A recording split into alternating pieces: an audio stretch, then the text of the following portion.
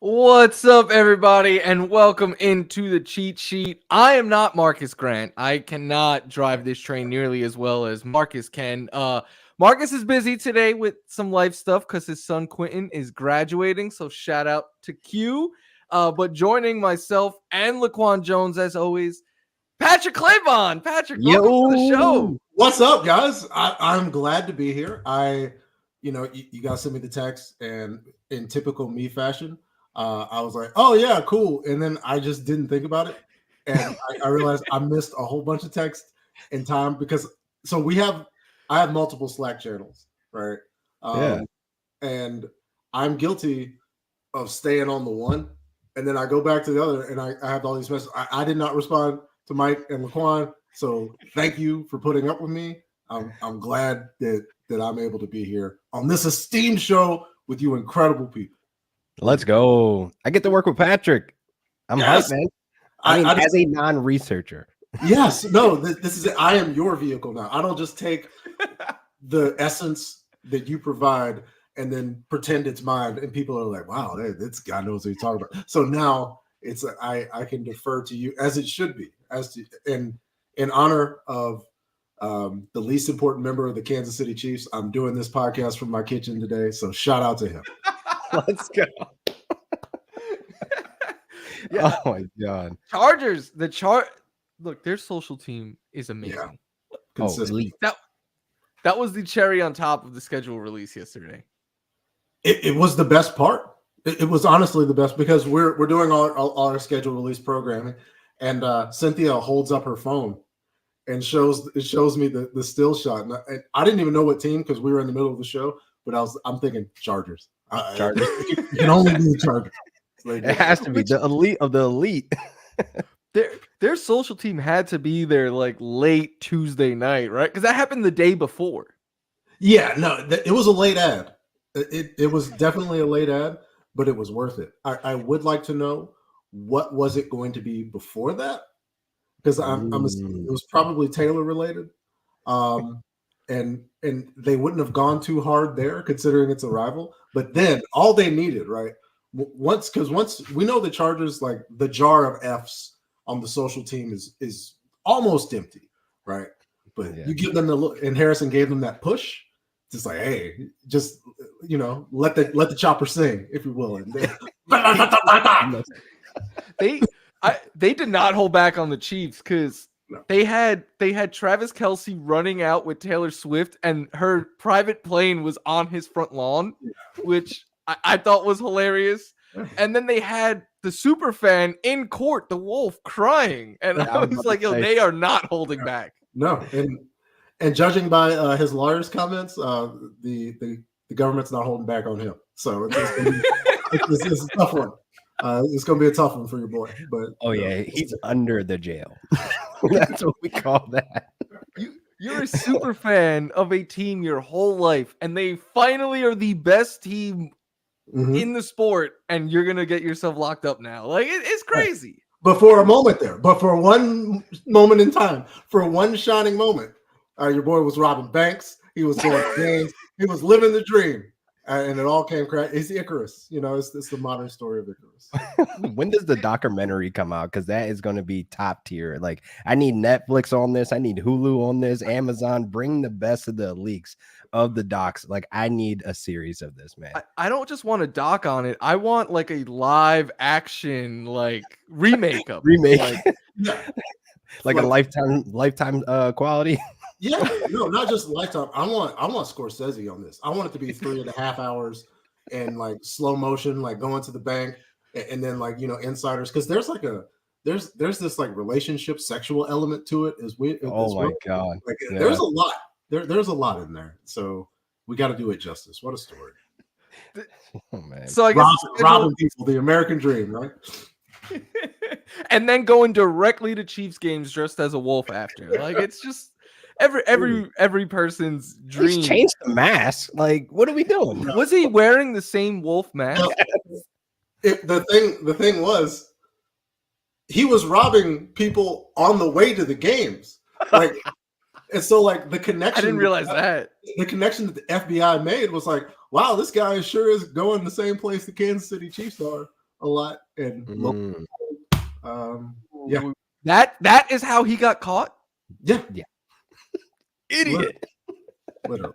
Dude, you're getting away with robbing banks. Like, literally one of the hardest things to do. It's that old Chris Rock stand-up, like he left it in the VCR. That's what happened. He did everything he was supposed to do, but he left it in the VCR. Oh my god. I know we're way off topic. That's what this show is. I used to work at a bank way back when, and not the branch that I worked in, but another branch.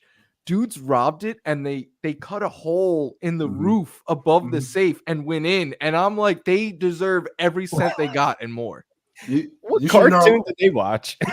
You should know a lot about this incident at this bank that you didn't work at, Mike. I worked at the sister branch, and I wanted to go to. They were like, "Listen, we're sending all of our clients from this one to you," and I was like, "I want to go to that one and see the hole in the ceiling." There was we had a hole in the ceiling jewelry store robbery when I started. I was still in the Dale County Bureau, so I wasn't working out of Dothan yet.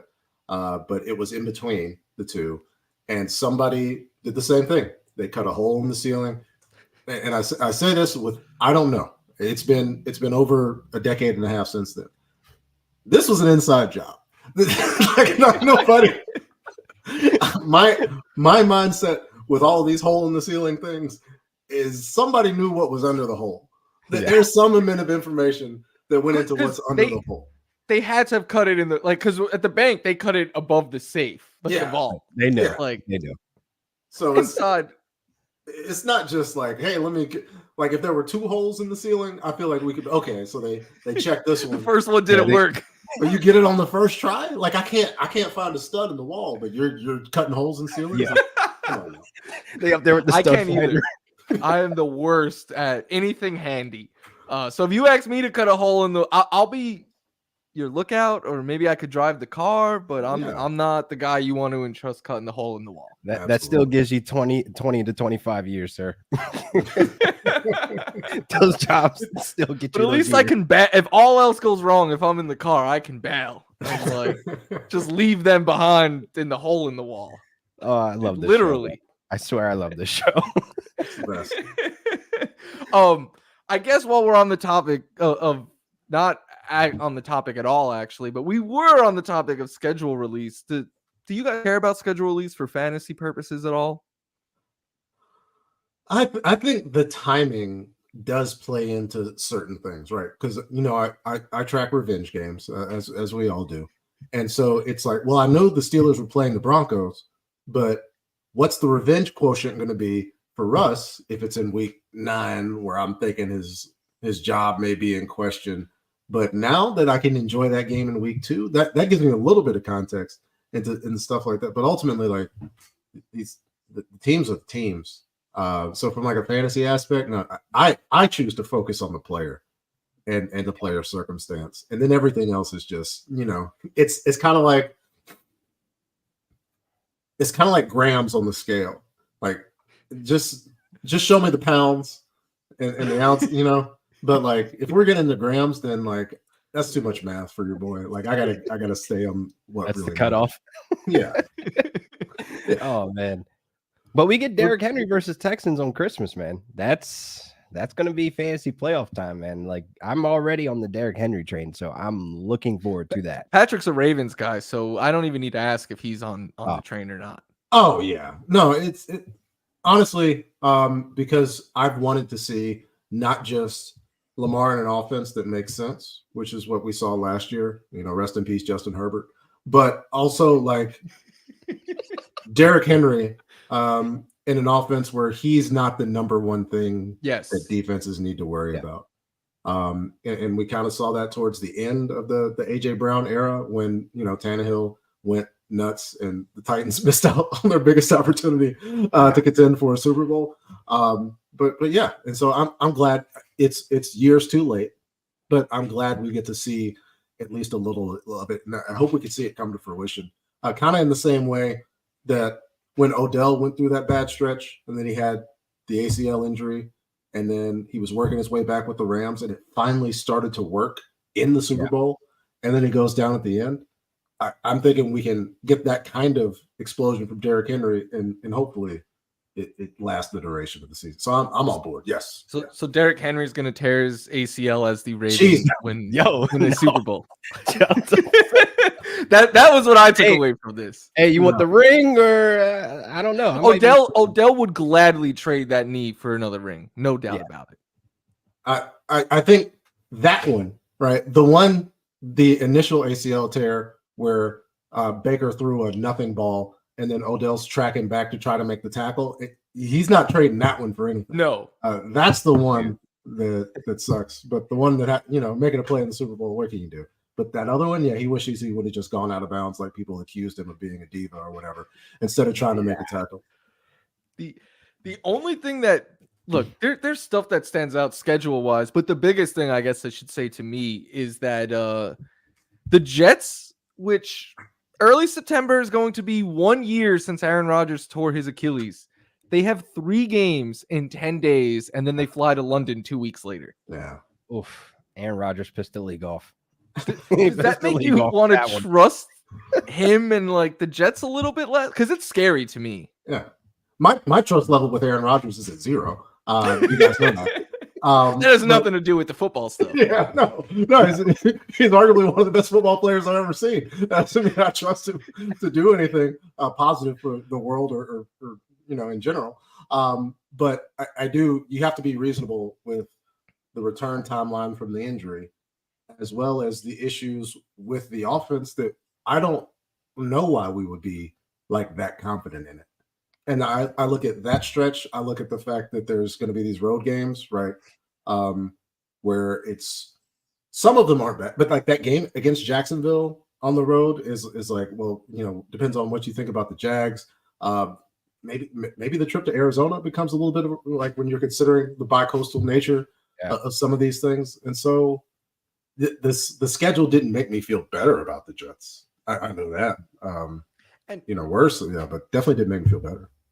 And not only is it 3 games in 10 days, but he opens up first 2 on the road, and the first one is against the Niners. Like, good. Okay, we're gonna just throw because I'm assuming that Aaron Rodgers in the preseason is not going to play, and if he does, maybe it's a series. Like, no. So, yeah, your first football back is going to be running away from Nick Bosa and co. on the road. And look, I know why the NFL did this for the Rodgers versus 49ers rivalry. It all makes sense to me, but I don't have to like it. No, the idea, right? First of all, if he plays in the preseason, like if Robert Saleh sends him out there in a preseason game, it's like we gotta talk, we gotta figure something out. Yeah. But I'm thinking, hopefully for the Jets, the first few plays are hands off, like just hand the ball off. Have him jog back to the sideline. Let's complete the series. No more cut blocks from the tackles. Like, let's not do that the entire year. 3 of the 4 plays were ones specifically asked not to run. But hopefully, him and Nate, they got a great relationship. They've had some conversations about this. But yeah, it's going to take time. But I do think, again, despite the things that he says and does and the people he cooperates with, he's one of the more gifted throwers of the football that has ever been birthed by humans. So you have to take that into account. I keep thinking, and LQ, what do you think on this? I keep thinking like the Jets are probably just going to ask Aaron Rodgers to take 2 steps back and get rid of the ball as quickly as possible. So, like, is this offense going to be nearly as explosive as we've seen Rodgers in the past? I'm not sure. How do you think? No, because we had to question his mobility, and they got Malachi Corley, who's like a yak monster where he could just drop it off in the bubble screens and stuff like that. And then you had Breece Hall in that backfield that catches a ton of passes. He led all running backs in receptions. And you look at it like, all right, he has these 2 options where you could dump it off. You might have some explosive moments where you have Garrett Wilson on the outside to do what he does and Mike Williams stretching the field. But I just feel as though we need to question his mobility and ability period in this offense to execute to get this Jets offense to be any type of watchable. It might sound like a hot take. I keep being like, I think Malachi Corley is going to outproduce Mike Williams this year. Oh yeah, I'm on that. Yes. Yeah, agree. Okay, it's not a hot take at all. Yeah. Then they gave him a Taylor ham sandwich in Jersey, bro. Like it was the stars were already aligned for failure. It's pork roll for the 100th time, but I'm just saying, like it doesn't look good. They didn't set him up for success. The Jets hater in me keeps saying that the Jets this year are going to be. It was the 2011 Eagles, I think, the super team, right? Like this team gives me those kind of vibes. They're bringing in a bunch of big names, but. Yeah, I wouldn't necessarily go that far. I do think that this is a team that could get better late, like kind of like we've seen with multiple Rodgers additions of the Packers, where they are a real threat towards the end. Once the gelling starts, the offense is going to be 90% hand signals, and 12 is just back. Well, I still call them 12. 8 is just back there making plays, but that takes time. Like those sorts of things are going to take time. And is that early schedule going to be conducive to that happening early? I don't think it is, personally. But I've clearly been wrong before, so we'll see. Gotta play games. And also low key in that week 1 game, Leonard Floyd versus Aaron Rodgers Achilles 2.0, because Leonard Floyd is the player that was chasing him down when it happened, and now he's on the Niners, so we come full circle in that game. Oh. Some comments we're getting right now, though. 314 Skip to My Lou, and Skip to My Lou was one of my favorite players growing up, basketball-wise. AR5, top 7 fantasy quarterback this season. Me, I think Laquan is on the same page as me. We're saying top 5. Patrick, are you in that grouping as well? Top 5. So I picture, right, Jalen's touchdowns have to go down, right? That's not repeatable. That's not something that's going to duplicate. But I don't think he drops out of the top 5. We get Anthony getting past who was the number 5 quarterback last year? It was Jordan Love, I believe. Yeah, Jordan Love. Yeah, at 4. Yeah. That's the floor to me. If Anthony Richardson plays 14 games, right? That's the floor from what we saw 2 games into his rookie career. I mean, I don't even think, y'all tell me if I'm crazy. I don't think that's being bullish on Anthony Richardson. No, I think that QB5 is the floor. I think that's reasonable. That's where he's going in drafts right now. Exactly. Yep. And I think the game for me that like opened my eyes obviously was the Rams game, because that was the one game I'm watching. I'm like, this dude is running and invading and making big plays, making a comeback, running away from Aaron Donald and company. Like this dude can handle the pressure and he can handle these big plays and these big moments. Because I got to be honest, I thought the Colts were going to win.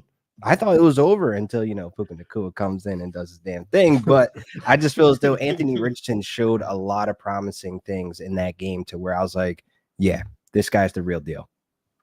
Yeah, and he's going behind the big 4 of Allen, Hurts, Lamar, and Mahomes. And as much as I love Richardson, I don't think I could put him ahead of those 4. But after those 4 go, there's no one I want more. Yeah. 314 Skip to My Lou also says Trey McBride will be the number 1 tight end in fantasy this year. I'm a fan of it. Him number 1. I'm a fan of it. I've been spreading my shares between Trey McBride and Sam Laporta, but I still have Sam Laporta as number 1. I have Kelsey as 2 as well. Yeah, I'm not. I think you want McBride, like clearly, but if I think he's tight end 1, because the idea that if you get a tight end 1, then you're going to be like orders of magnitude away from some other guys. But like if you're going into your draft thinking that, it may cause you to miss on some guys and lose some positional round value if you're thinking of Trey McBride as your tight end one. If you're just saying, yeah, he's going to be very good. Like I was very high on Evan Ingram last year. Am I in that same spot where I think I'm going to get Evan Ingram where I got him last year? No, but it wasn't from a standpoint of thinking that he was going to be in that discussion fantasy wise. So you have to. I see, where Skip's coming from on this, but let's get to my loo, take a little hot sauce off of it. Also, like I see what you did there. Just let's keep our eye on the prize. Were you guys N1 mixtape fans growing up? Yeah. A lot. I used to watch them and then go try to do their moves, and I could never do them. No, I never got to that because that wasn't my game. But I did watch and appreciate it. But if I've dribbled more than 5 times with the ball, then something's gone horribly wrong. Were you a low post player? I was an elbows in and cut guy, right? Okay. So it's I would, in a pickup game, I didn't feel like I felt in high school where it's like any shot, like I had the Draymond game in high school, right? But then when we're out in the world and there's no consequences, the game transfers a little differently. But yeah, it wasn't. Your boy was not crossing many people up on the. Josh Hart. It was going to happen. It was going to happen three dribbles in. Josh Hart. Absolutely, yeah. Love it. You're a big NBA playoff guy, right, Patrick? Yeah, it's the only time. It's the only time of the year where I could sit back and Who are you pulling for of the teams that are left? Not Denver. That is my preferred team. And of course not Boston. Not Boston is yeah. LQ here is a Boston fan. I was a Boston fan. You like what you like. It's okay. No more. You don't have to couch and defend it. Live the truth. You know what I'm saying? Like I'm in the kitchen. I am not Harrison Butker. Live however like you want to live. But for me personally, the Celtics could lose every game for the rest of my life. Yeah. I'll be okay. I'm a Knick fan. This is the first show in probably 2 weeks I'm not wearing a Knick shirt or something like that. But it is. Boston is probably, if the Knicks get to that next round, Boston's probably. They're probably going to win. But their fans outside of the fake garden, because there's only one garden, were trying to chant like F the Knicks, and they were like they were just terrible at it. And it's like leave the crazy fans to New York. You guys can actually win championships there in Boston, but the fans got it on over there. Yeah. Well, we'll see. We'll see if Kevin Garnett's walking through that door. You know what I mean? It's they're gonna have to show. They're gonna have to show me something. Melo's been at every Knick game, so I wonder if KG and Melo have ever settled that issue or if it's still ongoing. I actually don't know. Well, we gotta get a beef update. A lot of beef updates these days. We gotta figure it out. Before we got a couple more minutes, Patrick, one thing we have to ask you is because 2 weeks ago we didn't plan on talking about this, but me, LQ, and Marcus ended up talking about it for like half the show. If the 3 Spider-Men got into a fight, who wins? Oh, okay, right. In terms of development, right? Emotional and character development depends on what they're facing, what circumstance has caused the Spider-Men, if you will, to fight each other. But I've got Andrew in terms of going through things, right? But in terms of physical feats, they are not touching the kid, right? Like Zendaya's boy has feats-wise, he's thoroughly outclassed them. Like, because if you go with Toby, right? Like Toby's biggest feat is stopping the train, probably. Yeah. Like, he did catch all those things on the tray. Yeah, he caught all the things on the tray, but stopping the train versus in, I believe it was No Way Home, where all the drones, right? Oh yeah. And he's spidey sensing all of the individual drones, which are like Avengers level threats on their own. Yeah. Like, come on. Like that is true. it's in terms of on-screen feats, that's impossible. That's impossible to do. But the way that Toby, right, did up Goblin the initial time, we do have to give him some credit there. But just in terms of going through stuff, like real stuff, I gotta give that to Andrew. So they've all got their strengths. But if we're going pure hands, just all out, also I think Tom would be more willing to zero people out than the other two would. You're giving Tom Holland a lot of credit, man. We just were saying he was getting his ass kicked the other day. Well, no, and that's the thing. But like this current edition has had to deal with a lot. He's learned a lot, and he's done a lot of fighting. He's also been on a lot of teams. He's been manipulated. And so like just pure hands. I've got him on the edge. Now it depends if they need to navigate some stuff, if they need to figure some stuff out. Yeah, there's like mystery, like like a detective Obi-Wan type situation. Yeah, but just pure hands, the on-screen feats, Tom can't be touched. I just like even in Homecoming, right, where he's under tons and tons of rubble. Oh, the building fell on this dude, and he shoulder presses it, and not just like to get off of him, right? Like he shoulder presses and then squats, like he's power showing off. Building. Look at me. Yeah, and like oh, I'm sorry, Thomas. Like I was not familiar with your game, right? Yeah. And then he's only progressed since then. So yeah. I do have to give him that. I think we unanimously picked Toby, so I'm happy you joined in and gave Tom a fight.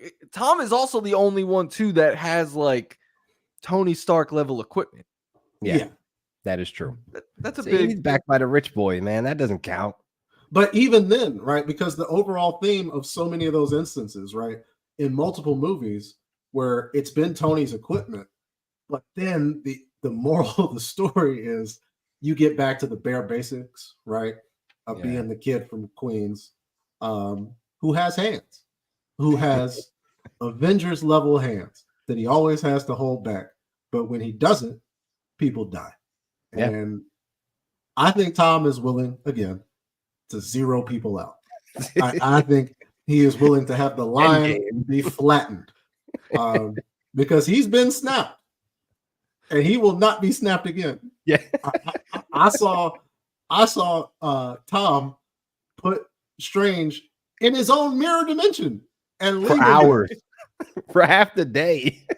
I see that. I gotta put my, as much as I love Toby, I gotta say, hey, GG's in the chat. That's the board. The craziest one usually wins, so I see where you're coming from. Yeah. With that, we are bringing back Florio Film Festival. Yes. Patrick, you're always welcome to come in and talk movies with us. I think we're gonna decide next week what the genre is going to be. LQ's going to get in on this as well because there's a lot of movies he hasn't seen. What genre would you recommend for us? Well, 90s action last summer. 90s action is my strike zone. I think we could go rom-com. I think there is a place, right, for rom-com, especially because once you get into 90s comedy, you some stuff did not age as well as it should have. Or well at all. And so I think that it depends on how you pick it.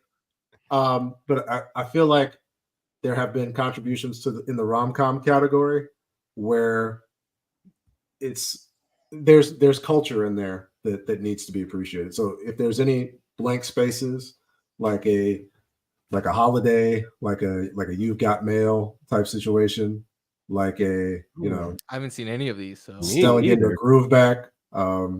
My mom's seen that. I'm young, sorry. Yeah, no, but it's there's places where you can make it happen. So I would throw that in there because then you can kind of cover that same temporal black space where there's not a lot there, and I because we've done I would say action. I think there's still action movies that.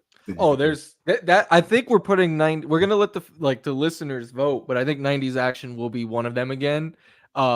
For Susie, we're just making her watch Fast and the Furious all summer long. She's seen 2 and that's it. So that's her movie insane to festival. me. Wait, she's seen Too Fast or Tokyo Drift? Or She's seen 1 and Too Fast, and I Okay. think that's it. Okay. Yeah. Okay. We Yeah, might Tokyo lose Drift her is on where Tokyo. it goes Yeah, off we the might- rails. But We might She's- lose her in Tokyo. She's got to watch Tokyo Drift though. It's Yeah. is that your favorite one? I think they're all special and they're all integral to the story. I was about to say it's special is the Yeah. perfect word. 9 is bad, and I'm not a Tokyo has a soft spot in my heart, but Yeah. number 9 I think is I pretty bad. cannot stand Tokyo. I'd skip it when I go through all. Really? Yeah, I can't. Ah, With Bow well, Wow, nothing against Bow Wow, man. But Yeah. come on, bro. I can't take it serious. Dude, if I was Val- Shad Moss here and you say that, it sounds like you have something against Bow Wow. Yes, you do. I just can't take it serious, man. I'm Because, sorry. He was Lottery the only person good movie, he was the though. only person you mentioned. Yeah, you're right. You're right. That was hate. That was hate. That was hate. I don't even know what the other dude's name is, the other actor. I just know him as the guy from Tokyo Drift. Yeah, He's not Oh, Paul Walker. That's what I call him. in NPW. That's NPW. Oh my god. In the chat, Kid Phantom did say, I mean, to be fair, in the same movie, Tom was going to off Goblin before he got stopped by Toby. So, No Hey. question, Kid Phantom. No question. There would have been the entire Osborne family lineage in multiple generations would have ceased to exist. Because Yeah. I'm sure James Franco. if Toby did not stop Tom, he would have jumped in a portal and done up Lantern again and again and again. He would not have stopped. He would not have stopped. That is true. That is true. I guess real quick before we say goodbye, and Patrick, thank you again for joining us. We have one football question.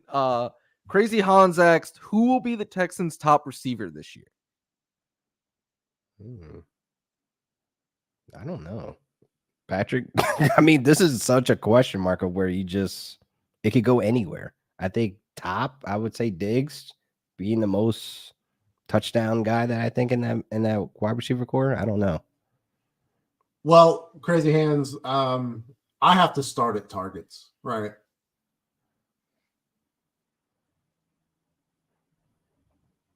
Oh, no. Oh no, he got froze. He'll be back.